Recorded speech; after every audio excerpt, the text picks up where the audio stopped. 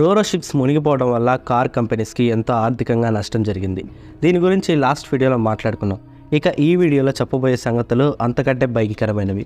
ఈ సంఘటనలో షిప్లు మునిగిపోవడం వల్ల ప్రాణ నష్టం కూడా జరిగింది. వాటి గురించి ఈ వీడియోలో తెలుసుకుందాం. లాస్ట్ వీడియోలో రోరో షిప్స్కి జరిగిన కొన్ని ప్రమాదాల గురించి ఎక్స్ప్లెయిన్ చేశాను. ఎవరైనా ఆ వీడియోని మిస్ అయ్యి ఉంటే వీడియో లింక్ డిస్క్రిప్షన్లో ఉంది. ఆ వీడియోని కూడా చూడటానికి ట్రై చేయండి.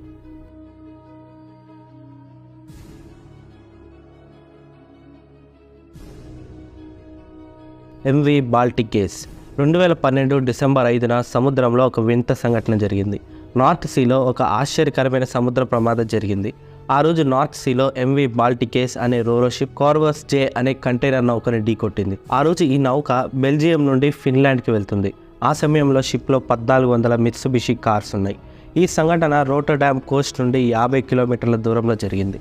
ఆ సమయంలో ఈ ప్రమాదం జరిగిన వెంటనే బాల్టిక్ కేస్ నౌక ఒక పక్కకు వంగిపోయింది. ఈ నౌక యొక్క కార్గో స్పేస్ వెంటనే నీటితో నిండిపోవడం మొదలైంది. అలా 15 నిమిషాల తర్వాత ఈ నౌక పూర్తిగా సముద్రంలో మునిగిపోయింది.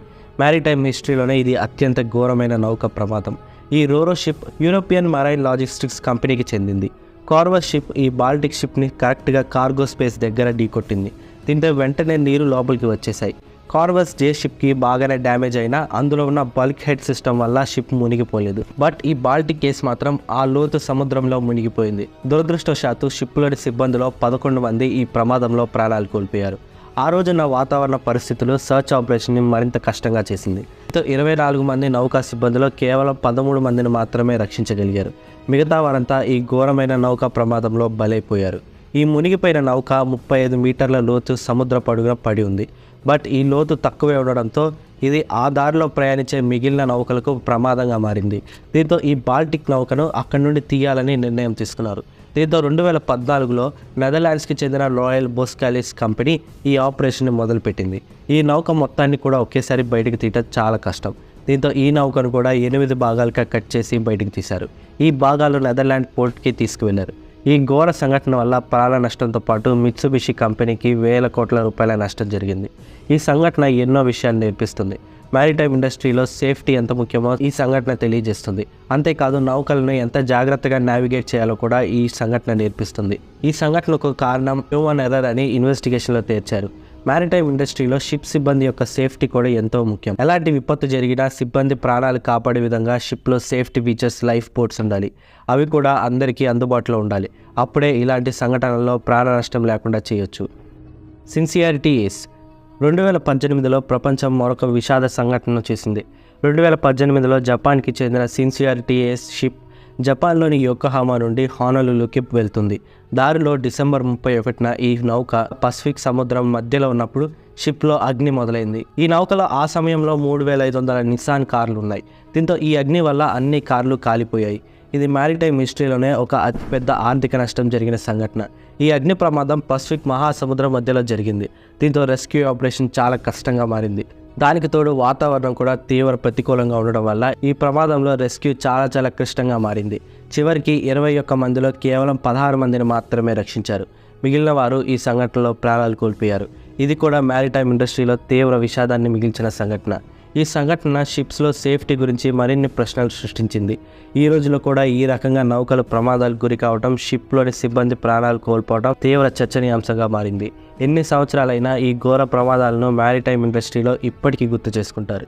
ఈ సంఘటనలు వాహనాల రవాణా ఎంత రిస్కీనో కూడా తెలియజేస్తుంది. కానీ అందరికీ వచ్చే ప్రశ్న, ఈ రోరో షిప్స్కే ఎందుకు ఇన్ని ప్రమాదాలు జరుగుతున్నాయి? దీనికి ముఖ్యంగా 6 కారణాలున్నాయి. Number 1, stability. ఈ షిప్లకు ఉన్న ముఖ్య ఇబ్బంది స్టెబిలిటీ. షిప్లోని కార్గో ప్లేస్లో కార్గో ఏమాత్రం కదలకూడదు. ఒకవేళ కార్గోలో చిన్న మార్పు చేసినా అది షిప్ యొక్క స్టెబిలిటీ మొత్తాన్ని ప్రభావితం చేస్తుంది. షిప్స్లో కార్గో స్పేస్లో ఎక్కువ వెహికల్స్ని లోడ్ చేయడానికి ప్రయత్నిస్తారు. ఈ కార్గోనే షిప్స్కి ముఖ్యమైన ప్రమాదం. షిప్ ప్రయాణిస్తున్నప్పుడు ఏమాత్రం కార్గో రోల్ షిప్లో జరగకూడదు. ఒకవేళ అదే జరిగితే షిప్స్ వెంటనే స్టెబిలిటీని కోల్పోతాయి. షిప్ స్టెబిలిటీలో ముఖ్య పాత్ర పోషించేది మరొకటి కూడా ఉంది. అదే బ్యాలస్ట్. ఈ బ్యాలస్ట్ ఎర్రర్ జరిగితే షిప్ స్టెబిలిటీ పోతుంది. బ్యాలస్ట్ అంటే షిప్ యొక్క స్టెబిలిటీని మెయింటైన్ చేయడానికి ఉపయోగించే పదార్థం. ఈ బ్యాలస్ట్ షిప్ అడుగున ఉంటుంది. ఈ షిప్ని బ్యాలెన్స్ చేస్తూ ఉంటుంది. ఈ బ్యాలెన్స్ని షిప్లో లోడ్ చేసిన కార్గోని బట్టి, ఆ కార్గో యొక్క వెయిట్ని బట్టి బ్యాలెన్స్ ట్యాంక్ నుండి మూవ్ చేస్తూ ఉంటారు. ఈ ప్రాసెస్లో ఏదైనా ఎర్రర్ జరిగితే షిప్ స్టెబిలిటీ పోతుంది. దీనివల్లే ఈ షిప్ స్టెబిలిటీ తప్పుతాయి. Number 2, rough weather. ఈ రోరో షిప్స్కి ఉన్న మరొక ఇబ్బంది రఫ్ వెదర్. ఈ షిప్ యొక్క షేప్ ఈజీగా రోల్ అయ్యే విధంగా ఉంటుంది. దీంతో ఈ షిప్కి పెద్ద పెద్ద అలలు వచ్చినప్పుడు ఈజీగా ఒక పక్కకి వంగిపోయే అవకాశం ఉంది. ఇలా వంగిపోయి ఈ రోరో షిప్స్ మునిగిపోతాయి.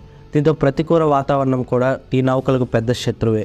ఈ రోజుల్లో షిప్స్లో లేటెస్ట్ టెక్నాలజీని వాడుతున్నారు. షిప్స్ ఈజీగా ఎప్పటికప్పుడు వెదర్ అప్డేట్స్ వస్తాయి. దీంతో ఈజీగా తుఫాన్లు పెద్ద పెద్ద అలలను దాటి వెళ్ళిపోవచ్చు. బట్ బ్యాడ్ వెదర్లో కూడా షిప్స్ని సేఫ్గా నడిపించడం షిప్ సిబ్బంది యొక్క ముఖ్య పాత్ర. ఏమాత్రం చిన్న తప్పు జరిగినా ఘోరాలు జరుగుతాయి.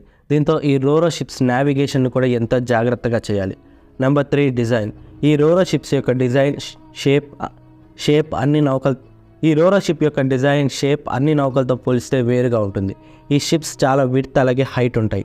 అలాగే రెక్టాంగిల్ షేప్లో ఈ షిప్స్ మెయిన్ బాడీ ఉంటుంది. దీనివల్ల ఈ షిప్స్ ఊరికే కంట్రోల్ తప్పుతాయి.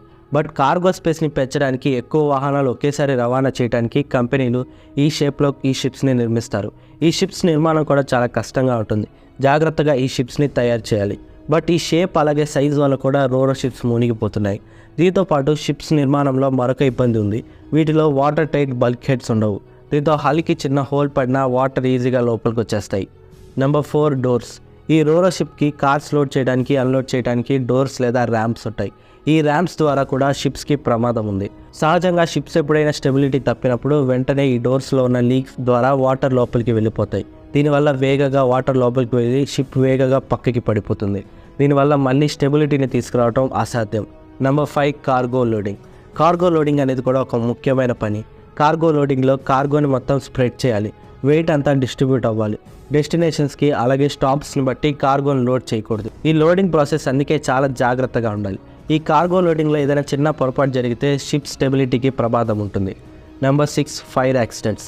షిప్లో ఫైర్ యాక్సిడెంట్స్ కూడా ఈ మధ్య జరుగుతున్నాయి. దీంతో ఈ ఫైర్ యాక్సిడెంట్స్ని కాజ్ చేసే పదార్థాలను పరికరాలను షిప్స్లో చాలా తక్కువగా లోడ్ చేయాలి. అంతేకాదు ఫైర్ సేఫ్టీ ఫీచర్స్ అందుబాటులో ఉండాలి. ఎలాంటి మంటలు వచ్చినా ఈజీగా మంటలను కంట్రోల్ చేయగలిగే సామర్థ్యం షిప్స్లో ఉండాలి. అప్పుడే ఈ రోరో షిప్స్ ప్రమాదాలు జరగకుండా ఉంటాయి. దీని గురించి మీరేమనుకుంటున్నారో కామెంట్ చేయండి. So that's the story. మళ్ళీ కలుద్దాం మరొక ఇన్ఫర్మేటివ్ వీడియోతో. వీడియో నచ్చితే ఖచ్చితంగా లైక్ చేసి మా ఛానల్ని సబ్స్క్రైబ్ చేసుకోండి. Thanks for watching.